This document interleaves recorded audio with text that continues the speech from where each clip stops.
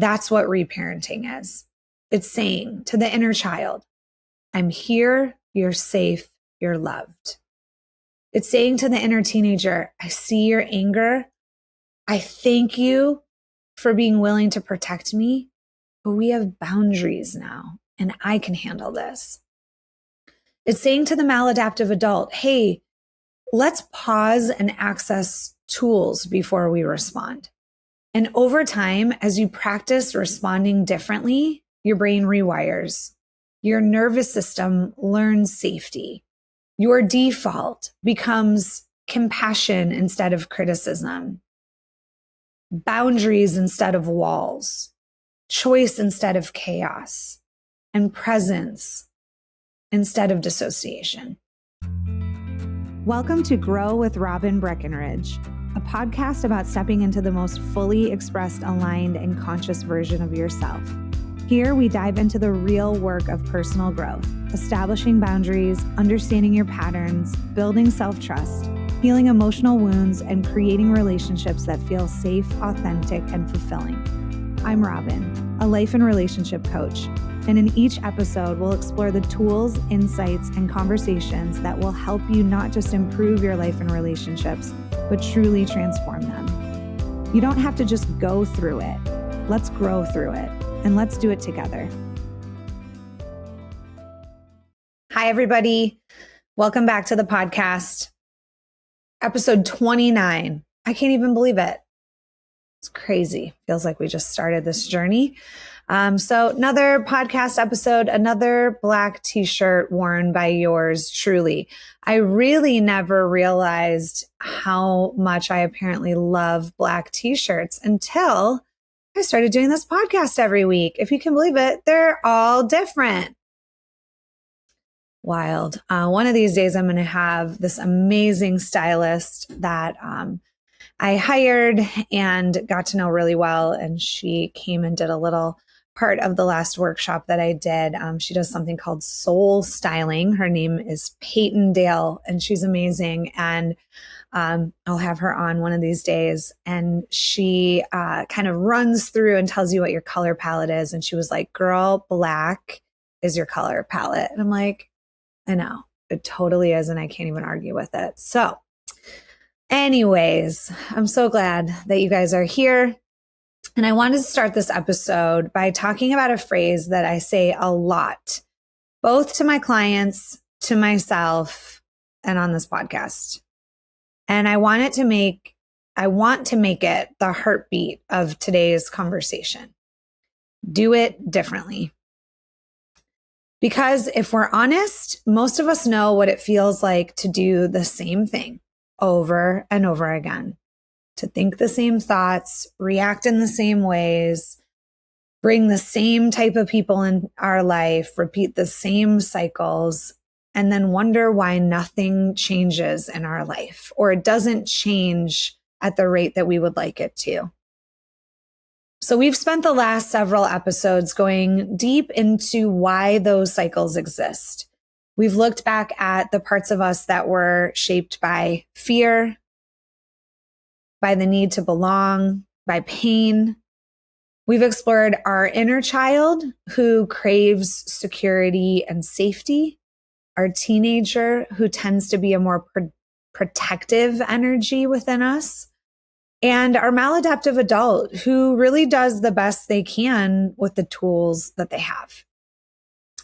But insight alone doesn't create transformation.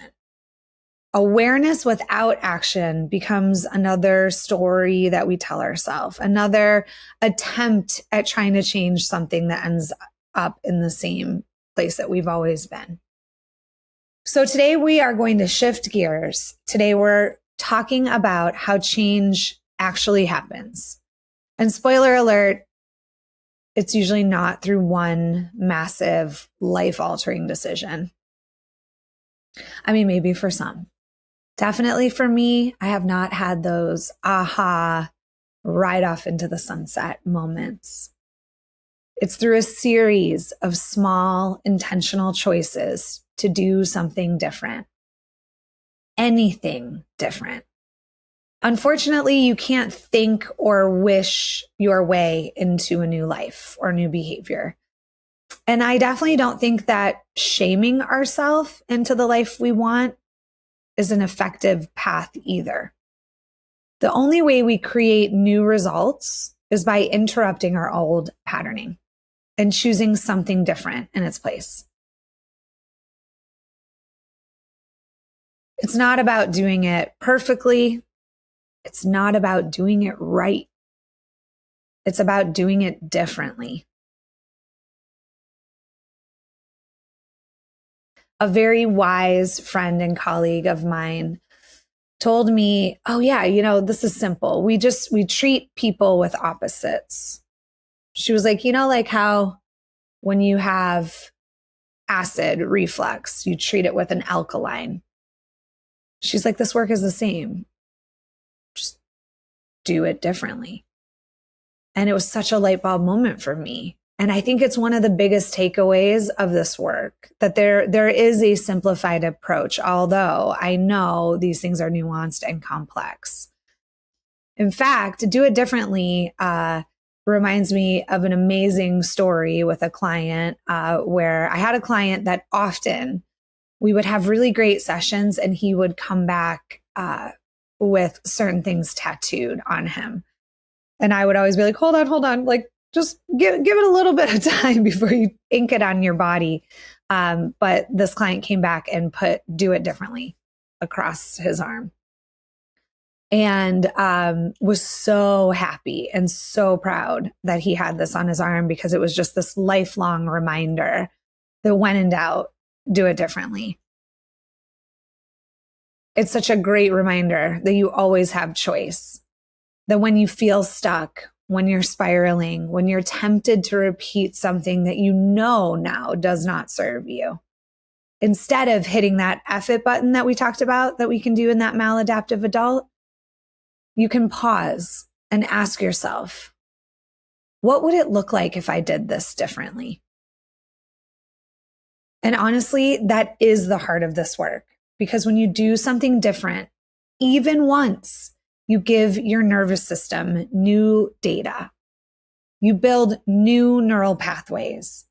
You teach yourself that a new outcome is possible. And I know I've mentioned this in previous episodes. Self-esteem comes from doing esteemable actions. When we try doing something different and we learn, like sometimes people come to me and I do this in kind of like a humorous way, but I'll be like, did you die?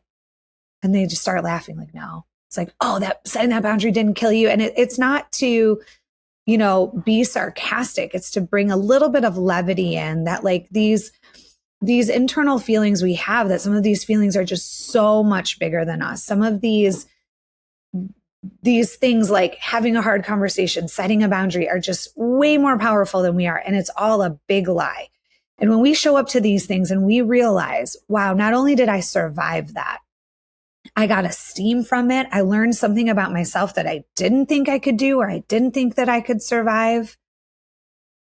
And we get new data on us, because remember, the relationship we have with us is very similar to any relationship you have with anybody else. In order to trust, we need data over time. So when we go, wow, you can have hard conversations. You can ask for what you need. Now, keep in mind, sometimes it blows up relationships. Sometimes people get mad at us, but that in itself is really good information. If you being authentic, if you being honest, if you having a boundary blows up your relationship, yeah, I know, hard, super hard. And that is not an aligned relationship for you. An aligned relationship allows you to be fully yourself, have needs, be able to have limits. So you teach yourself that new outcomes are possible and that you are powerful enough to do it. So when in doubt, when we go, okay, this is happening, where's Robin? And she didn't cover this in the podcast. When in doubt, just try doing it differently, even if it is slightly different. If your instinct is to shut down, try using your voice. If your instinct is to react, try pausing. If your instinct or default setting is to fix someone, try surrendering that person, their challenge, over to something bigger than you, or try bringing that focus back on where you have some power and control, which is back to yourself. If your instinct is to isolate, try letting someone in. And this is where this scaffolded build of tools that I'm giving in this podcast is so helpful. Not anybody, people in your trust category. And if you don't have someone in your trust category, go connect with a therapist or a coach. I know everybody has their own unique relationship with AI, but if you don't have anybody else, go talk to AI. Let somebody in so you're not alone with the pain or with the challenging feeling. If your instinct is to stay and tolerate, try leaving or having a boundary. If your instinct is to rush, try slowing down. It's not about knowing the right thing to do. Remember, I'm not a huge fan of right or wrong. It's about creating the conditions for something new to happen. And the only way to do that is to bring consciousness to what you're choosing and what emotional experiences you're growing. There's definitely a part of the work, especially if someone is having a lot of big feelings or we're in the middle of this healing process where your feelings just feel messy. So a lot of times I'll tell people like, hey, put a little bit more focus on your actions right now than how you feel. And a great example of that is sometimes people will give me feedback like, oh, you're so confident, or something that I don't necessarily like always feel is true about me. And one specific time I remember being like, wow, let me look at my actions. And I was like, okay, I might not feel confident because I have a wounded inner child that, doesn't have a lot of confidence and self-esteem on board. But when I looked at my actions, I can go, wow, those are the actions of a confident person. So keep in mind that sometimes in the work, we need to focus on the action because that's the first thing that we need to clean up. So I get it. There might be a lot of you guys that are like, still, I feel a lot of shame. I'm still feeling guilt. It's like, okay, but let's try doing it differently and let's see what data we get from that action. I'm not here to tell you that anything I say has to be true for you. I'm not saying that anything I say is the right way of doing it. I want all of you guys, almost like it's a shirt, to try some of this on. Put it on, wear it around, get the data. Does the shirt fit? Did it help? Is it itchy? Is it too small? Does it not fit? So doing it differently also means getting curious instead of judgmental or critical. Most of us don't pause long enough to ask why we feel the way we feel. We just react. I know that for myself, there was a long time in my life where my default reaction to challenging feelings was I have to get out of this feeling. And I believe unconsciously, I had a belief that in order to function optimally, I had to disconnect or dissociate from my feelings, the challenging ones. And when there was a time in my life where I was kind of backed into a corner of pain that I could not drink myself out of, I could not escape from, I realized, okay, either I have to like walk up to this feeling and learn how to take my power back, or it's just going to keep coming back. And this thing that I want so badly, which is to be better, to be healthier, to be out of this pain, is just going to be prolonged. So what I had to do differently was get curious with the feeling. So next time you're activated, I want you to try asking some of these questions. One, all doesn't matter. But this is our way of doing it differently. How can I take care of myself while I feel like this? That was the question that I applied to myself during that time where I was in a lot of pain because I realized if I get out of this feeling, I'm prolonging this. So my other option or my other way of doing it differently was, how can I take care of myself while I feel like this? Because getting out of the feeling wasn't helping me. So there are so many ways we can take care of ourselves when we're in a challenging emotional state. If you want, rewind back to the beginning of this podcast when we talked about self-care and different ways that you can show up and build self-care and self-love and self-trust. Google it, take it to ChatGPT. There are so many ways. So instead of getting out of the feeling, how can I take care of myself while I feel like this? Another amazing question. What's the next kindest choice I can make for myself in this moment? I know some people might be like, isn't that selfish? Guess what? Your emotional well-being is your number one priority. And I would love for anyone to prove me wrong. When you are not in an emotionally regulated state, tell me how things go in your life. So we have to be kind to ourselves. And sometimes the most loving thing we can do is just go, what would be kind to me? Because I'll tell you what, people pleasing is not a kind choice to you. It's also not an esteemable choice. Nobody goes, I'm a doormat. I feel so good about myself. That's not how it works. Another great question. What's the next least harmful choice I can make? There's an amazing 12-step approach called harm reduction. Like sometimes we can't abstain from the thing, or we can't completely do it differently. But what is the next least harmful thing that you can do? And then this is one of my favorite ones. And, I will definitely do an episode on how to manage specific feelings, pressure being one of them. But a great question is just, how can I take the pressure down in this moment? I know I've mentioned it before in previous episodes, but the dial for pressure is internal. It's in the house.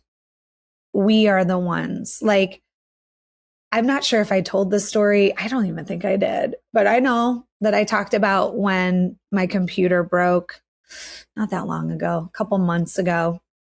And I got bent out of shape because I was supposed to record guest episodes. And obviously I use my computer to see clients, and there's just a lot. And I spoke to my amazing spiritual teacher, who I call my spiritual dad, who I will introduce you guys to on the show at some point. And I was telling him, this week I had the computer broke. This happened. And he goes, why'd you do that to yourself? I was like, what do you mean? Why'd I do that to myself? Like, my computer broke. And he goes, well, why'd you put that much pressure on yourself? And I came up with this whole story that I didn't want to take advantage of my team that helps me put this out. And, they're so hardworking and dedicated. Mind you, I have the nicest team, the most emotionally attuned, amazing group. Like, we are great together. We're like, listen, take care of you first all the time. And I went, oh my gosh, I have done this to myself. I think if I told him, hey, I need to take a week off till I get my computer back, or 2 weeks, God forbid, or any of you listeners out there, you guys probably wouldn't have batted an eye. I was putting that pressure on myself. So it's always a great reminder, and we'll dig into this question a little bit more in the future, to just remind ourselves that we are adjusting that pressure valve. And it's just a great question sometimes to go, hey, how could I take the pressure down in this moment? So sometimes doing it differently is as simple as attuning to where you are, instead of wishing or trying to force you to be somewhere other than where you are. This is the good and the bad news. We can't hit a fast forward button on healing, no matter how badly we want to. We can't skip the part where we feel the feelings, but we can decide how we care for ourselves while we're experiencing those feelings. And that, just that, is doing it differently. So let me give you some examples of what this might look like in everyday life. Instead of numbing out with your phone after a hard day, you could try stepping outside, feeling your feet on the ground, grounding into the earth, taking deep breaths. For me, I like to replace scrolling because I'm kind of new to TikTok, even though I feel like that makes me sound really elderly. And I love it. I'm like a true crime person and all kinds of, there's so much great info on there. My favorite stylist, Peyton, is on there if anybody wants to follow her. But I would prefer to read at night. And if I don't have my conscious adult on board, I will pick up that phone and I will scroll and the time will fly by. So instead of numbing out on my phone, I've been choosing to pick up my book. And that feels a lot more esteemable. It feels like I'm showing up for myself. It feels like I'm holding a promise to myself. And not that scrolling is bad. Honestly, I'm not a fan of making things bad. But you guys are going to catch on to something here. Everything needs parenting.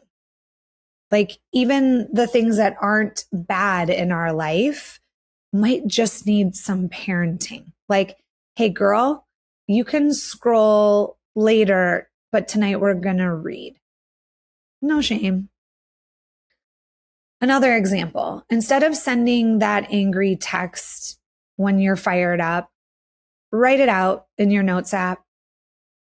Use the 24-hour rule and read it 24 hours later before you send it. I will tell you that I have had many a client, and there has been many times in my life where 24 hours later, I go, thank God I did not send that message, because a more resourced part of me came on board, and it was over disclosure. It was, wow, that person's not in the trust category. They're in shared interest. Like all of that rational thinking, all of the good tools come back.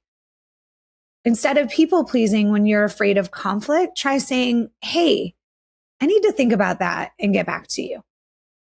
Instead of shutting down when you feel misunderstood, you could say, I'd like to explain myself more clearly. Can we try again? Instead of spiraling in self-criticism, you can put your hand on your heart and say, hey, I'm learning, I'm trying, and that's enough. Instead of chasing someone to prove your worth, focus that energy inward. Pour it into a creative project, into your body, into something that expands you, something that is purpose-driven.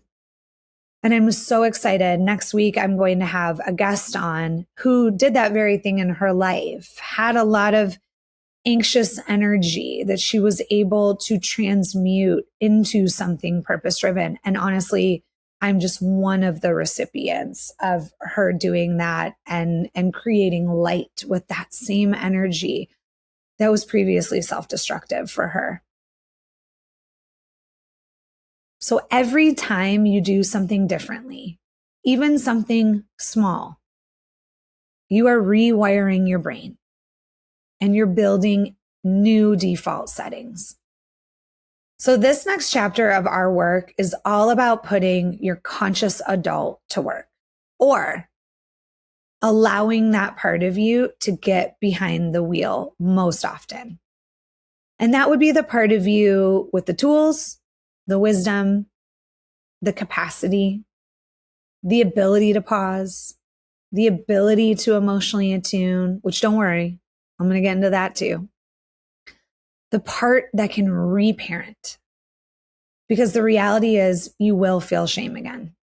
You will get activated again. You will feel fear again. You will feel not good enough again. Those feelings, they don't disappear. Remember, they're messengers. They're a communication system. We don't want to disconnect from those. They have really good information in them.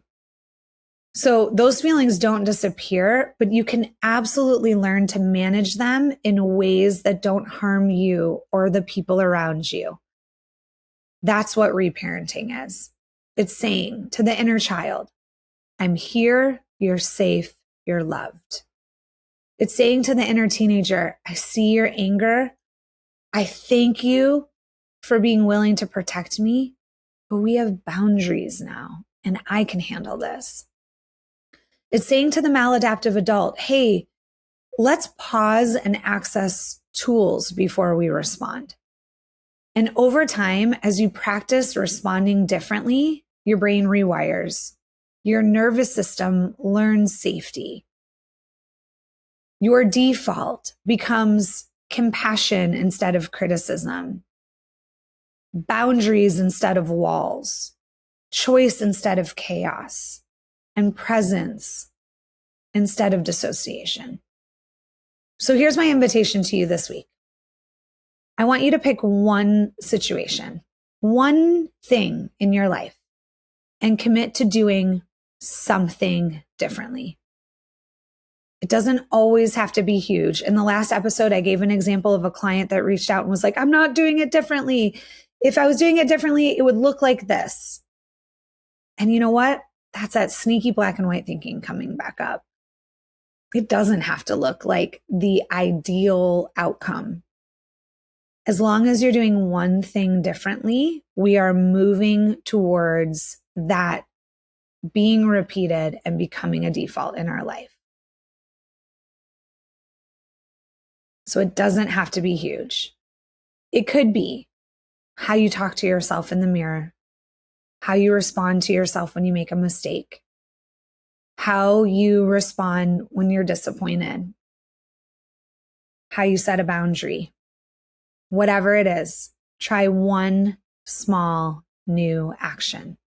Like there's one that I used to tell my clients all the time, my clients that would be in more anxious states of worrying about someone texting them back or if they were ghosted. And I would go take that energy and clean out your sock drawer. Like that's literally what doing it differently could be. Like, oh, that junk drawer that you haven't touched in a minute, guess what? If you clean that and that's what you do to manage and tolerate your feelings, like how can I take care of myself while I feel like this? At the end of it, you're not hurt and you have an organized sock drawer. That's what I'm talking about. It can be that small. It's just, oh my gosh, I didn't hurt myself. One standout memory for me was when I normally would have escaped through being busy, going out, drinking, whatever. And I was like, I got to do it differently because this is what I would normally do. And that's escaping my feelings. And so I decided to stay at home and do a puzzle. And that cat puzzle is still here in my house to this day because it's really not about a cat puzzle. It was about that I woke up the next morning after deciding not to go do something self-destructive and to do a puzzle. And I went, oh my gosh, I didn't hurt myself in that feeling. And that felt pretty darn good. And I started choosing that more often. So every time you do something differently, you create new data, you build trust with yourself, and you open the door to a different outcome. So before we close out this episode today, I wanted to dedicate this episode to someone who changed my life, helped me understand how to mentor others, how to be a loving force of light in this world, and who repeatedly was a Sherpa on my own path. And that is my mentor, Glenn McIntosh. Glenn believed in me when I didn't believe in myself. He believed in me so much that he put me on stage with him at a time when I didn't even think I could publicly speak. He held a bigger vision for my life before I was ready to see it. And the work that I do now, the work of helping people believe in their own possibility, is in many ways influenced because of him. And unfortunately, Glenn passed away 2 weeks ago. And I'm still processing it. It was unexpected. Honestly, I don't even know what to say about it. But I know that the first thought and emotion that I had when I found out that he passed away was, there's more good work for me to do in this world, because I don't know how he did as much as he did in a 24-hour period every day. And I don't know that I'll ever know, but I know that he has left me with such inspiration. So I share all this to invite you to take one thing from what I just shared. Tell the people who've impacted your life that they matter, and tell them now when you can, because it was very human of me to have this thought of, I can't wait when I see Glenn next to tell him where I am in my career, what's transpired, how much he helped me, how often I think about him. And I didn't get the chance to do it. So it's just a reminder. And I know wherever he is now, he knows, but it's just a reminder that when we feel that love come up and we want to share it, don't wait. You just never know in this life. And I will tell you that in light of this episode about doing things differently, Glenn McIntosh helped me do things differently at the very beginning of this calling that I wasn't really sure that I could do. So if you get a chance, type Glenn McIntosh into your Google search. He, amongst so many things, was a reverend at an amazing church that I've found so much healing in. He was a vice president of a big university here, amongst so many things. I think I don't even know all of the things that he did. I think there were hundreds of people that he mentored and touched, if not thousands. But there are so many good sermons and speaking events that are on YouTube and online. And I'm really excited to go back through them and continue to have access to his light and his guidance. So if you're looking for positivity and love, check out some of the messages that he left us with. So back to the episode, doing it differently. This is where the real change happens. It's not always in the big dramatic gestures, but in the small daily choices to do it differently. It happens every time you choose compassion over criticism, every time you choose curiosity instead of judgment, every time you choose an aligned action instead of an old coping mechanism, every time you choose over reacting, every time you choose to speak up instead of shrinking, and every time you choose to be a bigger, more fully expressed version of you. And Glenn McIntosh was a big part of me taking the brave step into being more authentic and more in my power and more in the mission of helping people do the same. So remember, you can't always control what you feel, but you can control what you do with those feelings. And this is where your power lies. So this week, let's do one thing different. Go get your data. And I'm going to leave you with a mantra. I may not be able to change what I feel, but I can always choose how I respond. And every choice I make builds the version of me that I want to become. So I'm going to end this podcast episode the way Glenn McIntosh ended every sermon, every interaction that he had with people. I love you, and there's nothing you can do about it. So I'm going to offer also what Glenn so graciously and naturally offered me. I believe in each and every person listening. I believe in your power. I believe in your ability to change.